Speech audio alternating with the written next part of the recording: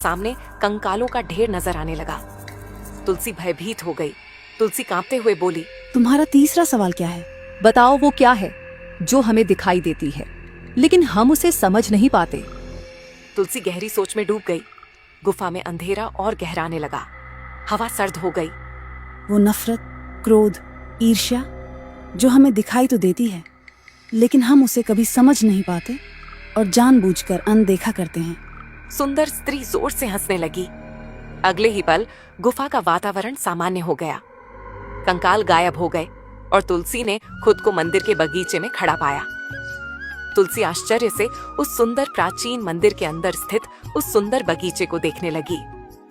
तभी वही सुंदर स्त्री प्रकट हो गई और रहस्यमय अंदाज में तुलसी की ओर देखकर बोली, अगर तुम भी राजकुमार की तरह लालच में आकर खजाने की किसी भी मुद्रा को स्पर्श कर लेती तो विश्वास करो, तुम इस मंदिर से कभी बाहर नहीं निकल पाती, और अगर बाहर निकल भी पाती तो अपनी असली सूरत में नहीं निकल पाती और हमेशा इस मंदिर की अंधेरी गलियों में भटकती रहती।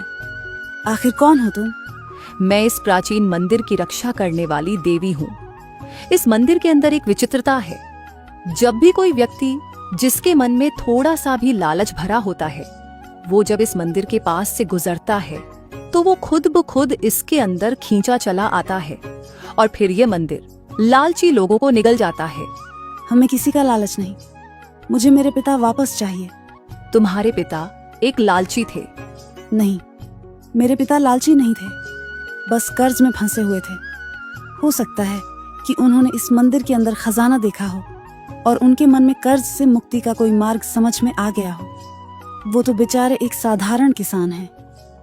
मैं चाहती हूँ कि तुम केवल मेरे पिता को ही नहीं बल्कि जो राजकुमार मेरे साथ आया था उसे भी वापस कर दो, और जितने भी लोग इस मंदिर के अंदर जाकर लालच की वजह से गायब हुए हैं उन सबको वापस कर दो, क्योंकि सभी को सुधरने का मौका मिलना चाहिए। तुमने मेरे 3 प्रश्नों का सही उत्तर दिया है।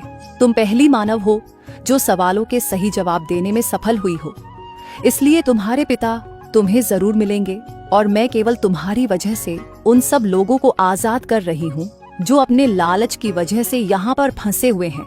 इतना बोलकर सुंदर स्त्री की आंखों से किरणें निकलने लगी और देखते ही देखते वहाँ पर तुलसी का पिता हरिहर प्रकट हो गया और मंदिर की रक्षक देवी से बोला, मुझे क्षमा कर दो देवी, मैं लालच में आ गया था। जब मैंने इस मंदिर के द्वार खोले देखे तब मुझे यह खजाना दिखाई दे गया और मैं लालच में अंदर की ओर बढ़ गया। तभी तुलसी और हरिहर ने स्वयं को मंदिर के बाहर खड़ा हुआ पाया, जहाँ पर वही भिखारी मंदिर की सीढ़ियों पर बैठा हुआ था। तभी वहाँ पर राजकुमार और जितने भी लोग मंदिर के अंदर लापता हुए थे वहाँ पर प्रकट हो गए। अगले ही पल देवी वहाँ पर प्रकट हो गई और राजकुमार की ओर देखकर बोली, तुम अपने दादा को ढूंढने के लिए यहाँ तक आए थे। वो रहे तुम्हारे दादा, वो भिखारी ही तुम्हारे दादा हैं। यह सुनकर राजकुमार आश्चर्य में पड़ गया। ये आप क्या कह रही हैं? सही कह रही हूँ। बरसों पहले तुम्हारे दादा भी इसी खजाने को पाने के लालच के इरादे से इस मंदिर तक आए थे और श्राप के कारण भिखारी बन गए, और फिर वह चाहकर भी अपनी सच्चाई किसी को नहीं बता सकते थे, क्योंकि श्राप के अनुसार अगर वह किसी को भी बताते कि वह भिखारी नहीं बल्कि एक राजा है तो वह जलकर राख हो जाते। इतना बोलकर सुंदर स्त्री की आंखों से किरणें निकलकर भिखारी के शरीर पर पड़ने लगी और अगले ही पल वो भिखारी एक राजा में परिवर्तित हो गया। राजकुमार अपने दादा को तुरंत पहचान गया। दादाजी, ओह, तो आप इतने वर्षों तक भिखारी बने रहे। इतना बोलकर राजा सुंदर स्त्री से बोला, हाँ, ये सब मेरे पापों का फल है, मुझे क्षमा कर दो, अब मैं लालच कभी नहीं करूँगा।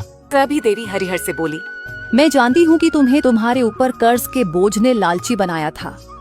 तुम्हें घर जाकर इतना धन मिल जाएगा कि तुम कर्ज मुक्त हो जाओगे। सुंदर स्त्री रहस्यमय अंदाज में मुस्कुराती हुई वहाँ से गायब हो गई। सुंदर स्त्री के गायब होने के बाद राजकुमार मुस्कुराते हुए तुलसी की ओर देखकर बोला, तुलसी, मैं तुम्हारी वजह से इस मंदिर से आजाद हुआ और तुम्हारी ही वजह से मुझे मेरे दादाजी वापस मिले। तुम्हारा बहुत बहुत धन्यवाद। धन्यवाद। राजकुमार की बात सुनकर तुलसी मुस्कुराने लगी। इतना बोलकर राजकुमार अपने दादा को लेकर अपने राज्य की ओर निकल गया। तुलसी अपने पिता हरिहर को लेकर अपने गांव की ओर निकल गई। घर पर जाकर तुलसी और हरिहर ने देखा कि एक कमरे में स्वर्ण मुद्राओं का ढेर लगा था। अगले दिन हरिहर ने जमींदार का कर्ज चुका दिया और अपने खेत पर फिर से खेती करने लगा।